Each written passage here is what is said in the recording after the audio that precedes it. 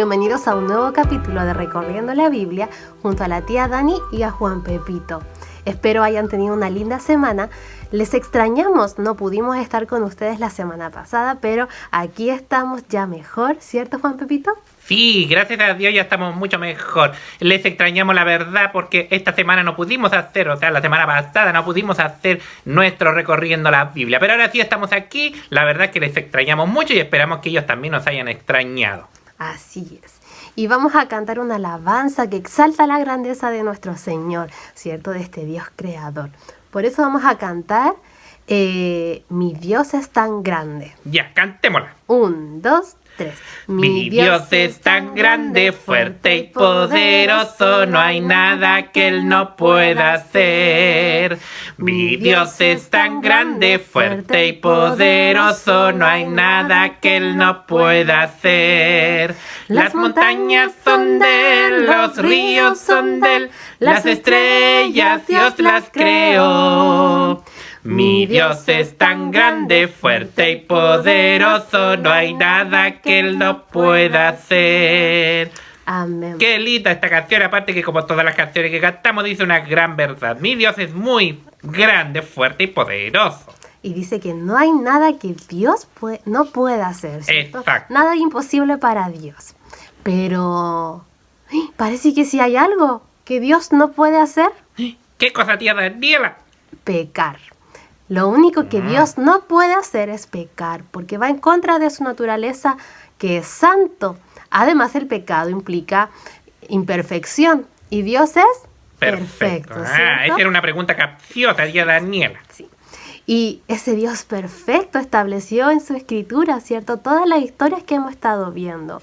Ese Dios grande que creó los cielos, que protegió a Noé, que cuidó y, ¿cierto?, a Abraham, que proveyó de un carnero, ¿cierto? Que fue lo último que vimos. Verdad, sí. La lección de la semana antepasada, cuando Dios le pidió a Abraham que sacrificara a su hijo Isaac. Sí, pero al final, al último minuto, ¿cierto? Vio que un carnero estaba ahí enredado en ese arbusto y vemos que fue ese carnero que Dios proveyó en lugar de Isaac, así como Dios mandó a Jesús en lugar nuestro a morir en la cruz, por nuestro lugar.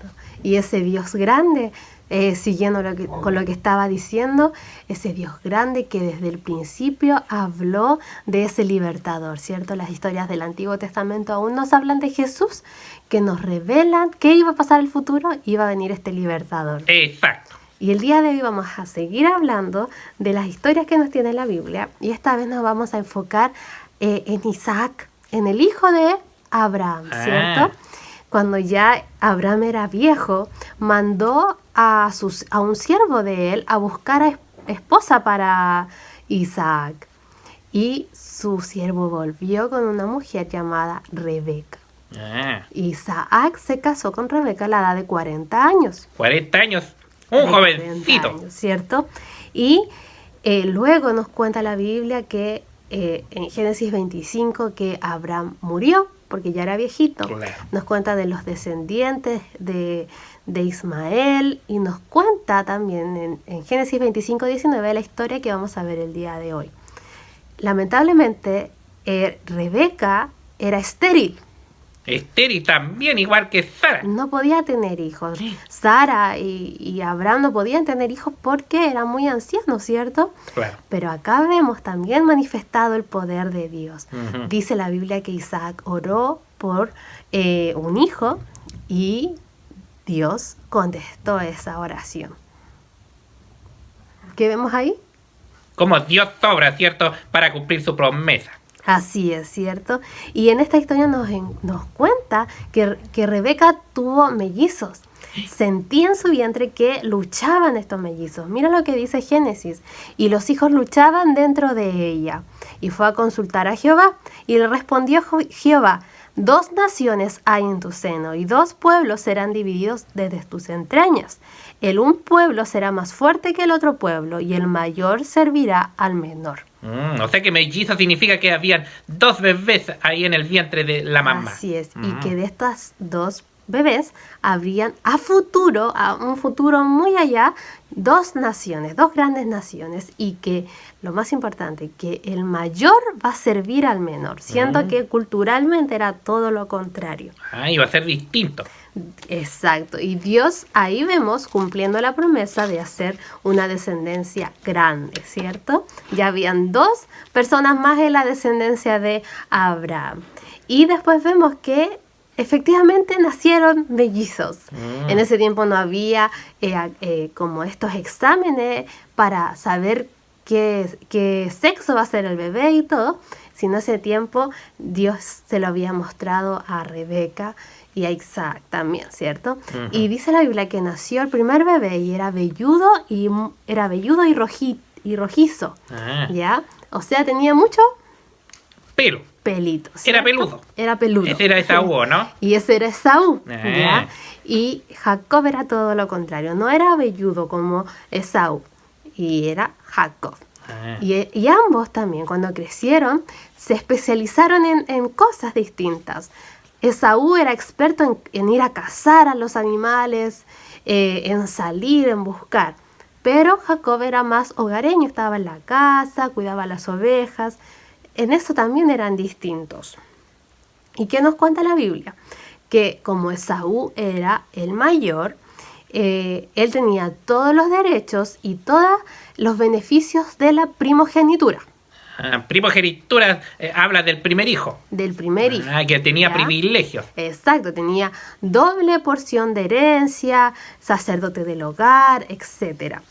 Y él tenía todas esas responsabilidades y beneficios, y iba a ser además de quien vendría el Mesías futuro, ¿ya? De esa línea de los primogénitos. ¿Ya? Pero en este caso no fue así. ¿Por qué? Porque ¿te acuerdas qué le dijo el Señor a Sara? Perdón, a Rebeca. Claro, en eso estaba pensando, que decía que el mayor iba a servir al menor. Exacto. Y así fue. El mayor Esaú serviría a Jacob. Y porque Jacob menospreció su primogenitura, le dio lo mismo. Esta es la historia que vemos el día de hoy. Esaú fue a cazar y llegó con tanta hambre a casa que vio que Jacob estaba preparando algo rico, un guiso muy rico que seguramente a él le gustaba mucho y sintió el olor, y le dijo: dame de ese guiso que tú estás preparando. Y Jacob le dijo: yo te lo voy a dar, toma. Mira, ahí vemos dándoselo. Qué rico se ve ese plato. ¿Cierto? Pero dame los derechos de la primogenitura. ¡Qué era astuto, Jacob! Así es. Y Esaú, ¿qué hizo? Se los dio. Dijo: ¿de qué me va a servir ahora la primogenitura si yo tengo tanta hambre? Así que se los dio. ¿En serio, tía Daniela? O sea, Esaú renunció a todos sus privilegios y beneficios como el primer hijo, todo por un plato de guiso. Así es, ¿cierto? Y lo que hace el hambre, ¿no? Sí. Pero sabemos que el Señor ya estaba trabajando en eso, porque siempre el propósito de Dios, o a quien escogió Dios, fue a Jacob. Y vemos también después que ya cuando Isaac era viejito, ya apenas veía, le dio o le quiso dar la bendición de primogénito a Esaú.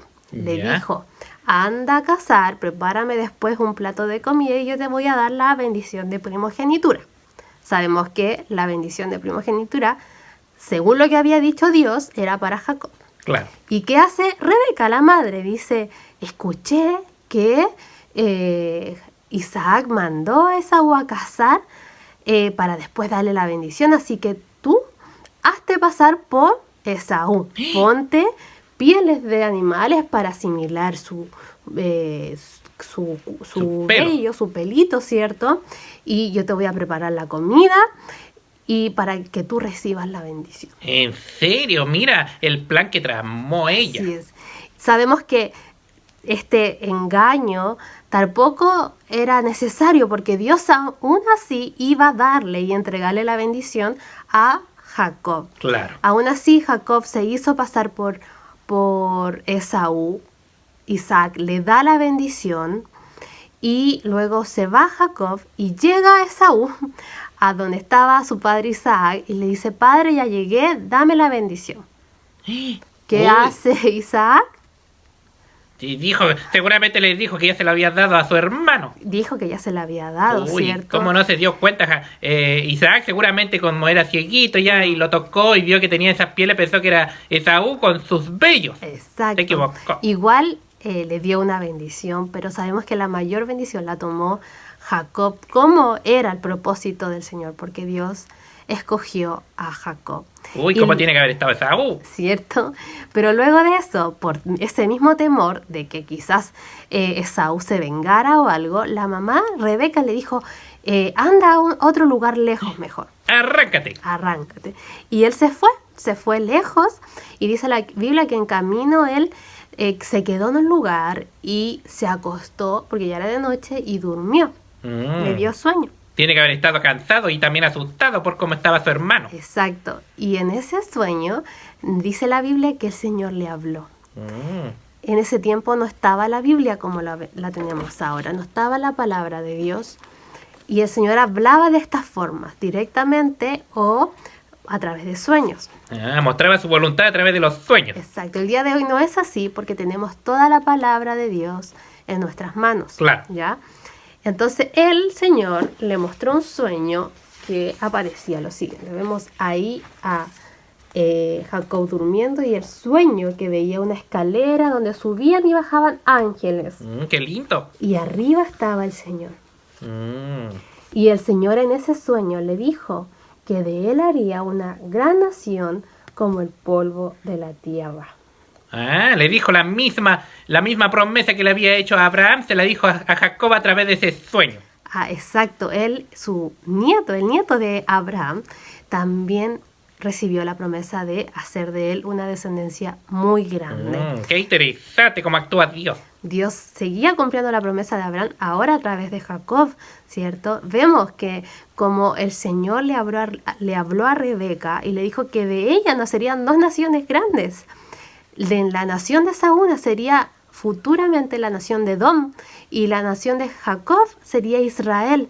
Dos naciones grandes, dos naciones descendientes también de Abraham. Dios cumple su promesa, ¿cierto? Exacto. Y vemos después que que a Jacob, ya con tantos nombres, uno se confunde, ¿cierto? Sí, porque muchos nombres. Pero vemos en Jacob, de Jacob estamos hablando el día de hoy. Vemos que a él le suceden muchas cosas después. Por ejemplo, él se casa, ¿ya? Ya. Después el Señor le cambia también el nombre a él, le pone por nombre Israel, como la nación. Ya no se llama Jacob, se llama Israel. Exacto. Después nos dice la Biblia que se reconcilia con su hermano. Qué lindo. Y muchas otras historias que ustedes las pueden leer, que por tema de tiempo no las vamos a contar acá, pero son historias maravillosas que nos cuenta la Biblia. Cómo Dios hace la obra. Después de todo esto, de todas estas historias que les contamos, dice la Biblia que Jacob vuelve a Canaán, a esa tierra donde estaban habitando, la tierra que Dios le dio a Abraham, ¿cierto? Claro. Vuelve con su familia y para adelantar un poquito lo que vamos a hablar la otra semana, nos dice que él tiene 12 hijos. ¿Cuántos tíos tiene? 12. 12 hijos, o sea, ya estaba creciendo la familia y se estaba cumpliendo la promesa de Dios. Ya estaba cumpliendo la promesa de Dios. La próxima semana vamos a hablar acerca de estos hijos, ¿cierto? Pero lo que queremos dejar el día de hoy es que Dios cumple su promesa. Dios cumplió la promesa de Abraham de hacer de él una gran nación. Cumplió la promesa de Jacob de hacer de él también una nación como el polvo de la tierra, la nación de Israel. Cumplió también la promesa de que vendría un libertador, el Mesías, que lo prometió desde Génesis 3, que vendría un libertador. Vino el Mesías, nació en un pesebre, murió por ti, por mí, por nuestros pecados, para sustituirnos, ¿cierto? Resucitó. Y nos cuenta la Biblia que Él va a venir, otra promesa de que Él va a volver por nosotros, va a volver a reinar en gloria y honra. Él va a venir a estar con nosotros, a instaurar el reino de Dios. Qué interesante cómo podemos ver a través de las historias de la Biblia en el pasado con Abraham y Jacob cómo cumple sus promesas, y con Jesús, pero también en el futuro, cómo también va a cumplir sus promesas. Debemos descansar en que Dios cumple sus promesas. Y esa es nuestra lección el día de hoy. Exacto. Dios siempre cumple su promesa y la va a cumplir de volver por nosotros. Qué interesante. Muchas gracias, tía Daniela, por esta muy linda lección que hemos aprendido el día de hoy. Así es. Nos vemos la próxima semana entonces para ver qué pasa con estos 12 hijos. Ya, pues nos estamos viendo entonces la próxima semana. Chao, niños, Chao. que les vaya bien.